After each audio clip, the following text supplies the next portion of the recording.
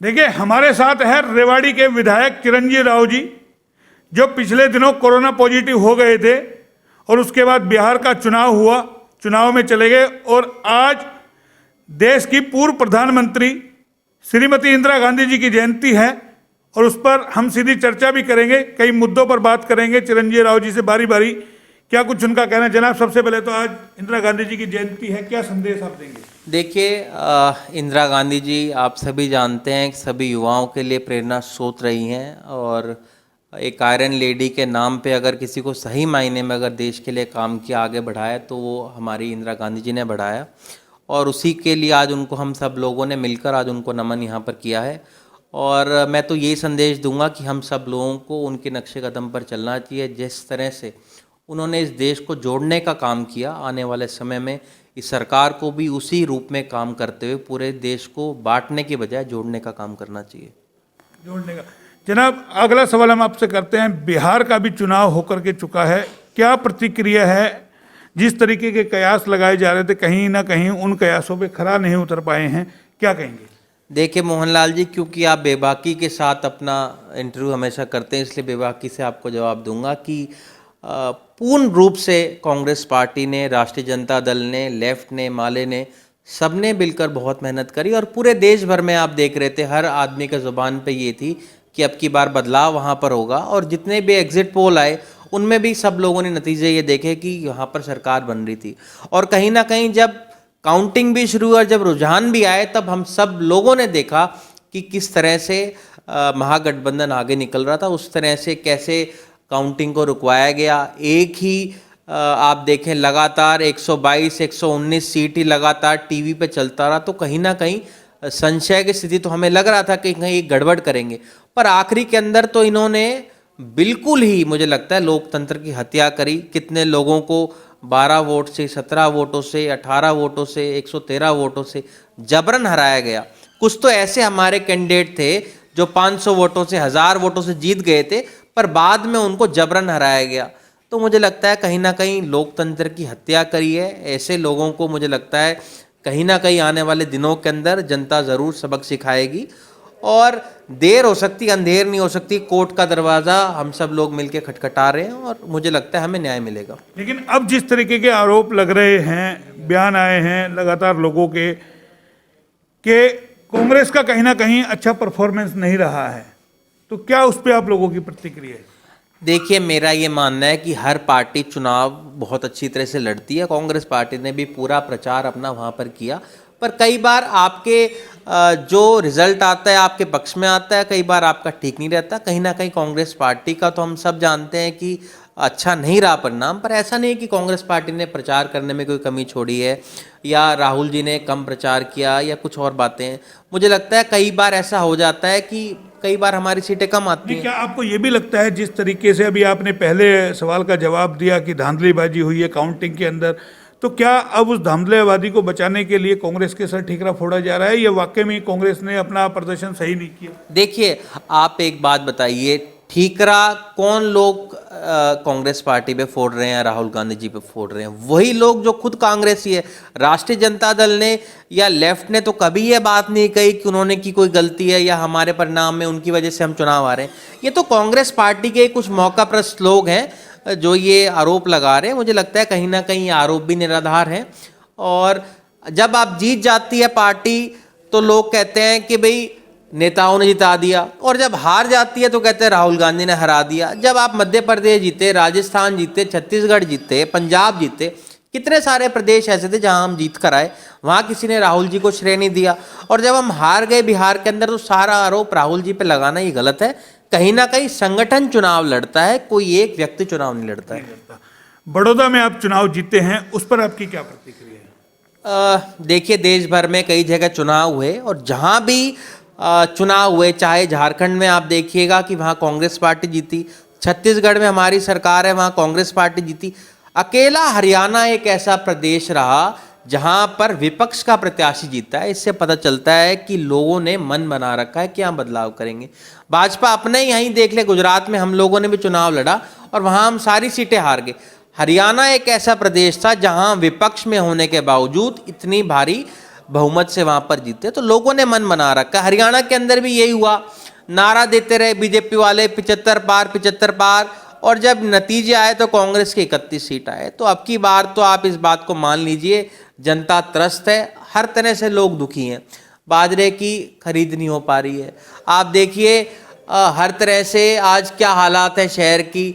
आवारा पशु कितने जा रहे घूमते रहते, हमने वो आवाज़ भी उठाई। कोरोना का मामला देख लीजिए, अभी कितने सारे संक्रमित हमारे बच्चे रेवाड़ी जिले के अंदर हो गए। तो हर तरह से ये सरकार जो है नाकाम रही है पिछले 1 साल के अंदर। मैं तो इनको यही कहूँगा, अभी भी ये लोग सबक ले लें, काम करें लोगों के हितों के अंदर, क्योंकि आने वाले समय के अंदर बीजेपी का नाम लेने वाला कोई नहीं बचेगा इस प्रदेश के अंदर। लेकिन एक सवाल उठ रहा है, जिस तरीके से अभी आप विपक्ष में है, विपक्ष सड़कों पे नहीं उतर रहा, कोई भी मुद्दा हो कांग्रेस पार्टी यानी कि जमीनी स्तर पे उतर के नहीं आ रही है। ये एक लोगों में चिंता आपको लेकर के भी है कि विधायक जी आते हैं घंटे 2 घंटे के लिए और अपना फोटो सेशन कराया और यहाँ से चल देते हैं, तो इस पर आपकी क्या प्रतिक्रिया है? देखिए, मैं तो ये कहूँगा, मैं तो एक अकेला ऐसा विधायक हूँ जिसने हर मुद्दे के ऊपर आवाज़ उठाई है। चाहे आवारा पशु का मसला था, उसके अंदर मेरे कहने के बाद इन्होंने, आप देखिए वहाँ पर एक इन्होंने गौशाला खोली, उसकी हालत खराब है, वो तो प्रशासन देखेगी, पर हमने तो आवाज़ उठाई ना।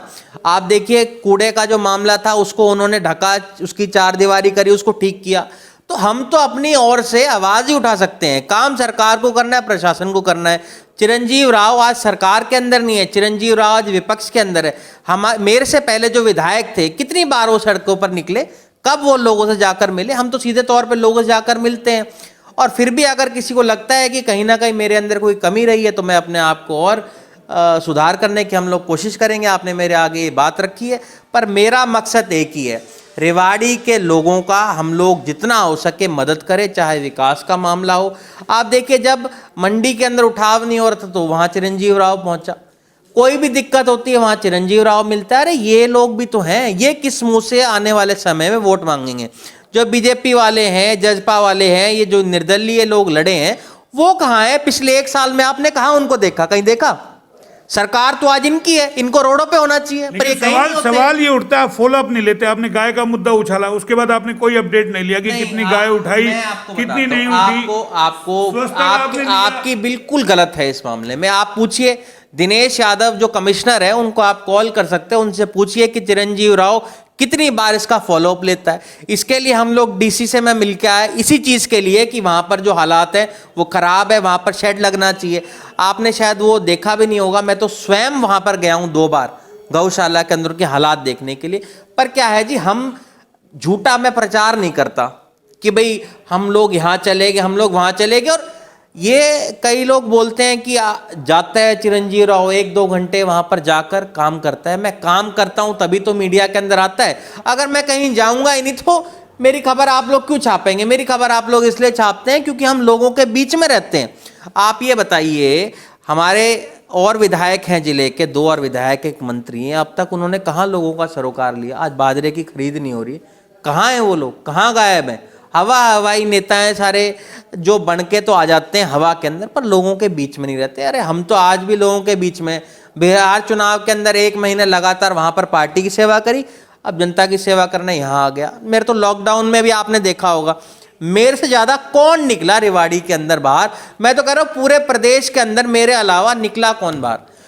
अब आप कहेंगे कि अपनी खुद की वाहवाही कर रहा है, पर आप जब मेरे से सवाल ऐसा कर रहे हो तो मुझे जवाब देना पड़ेगा।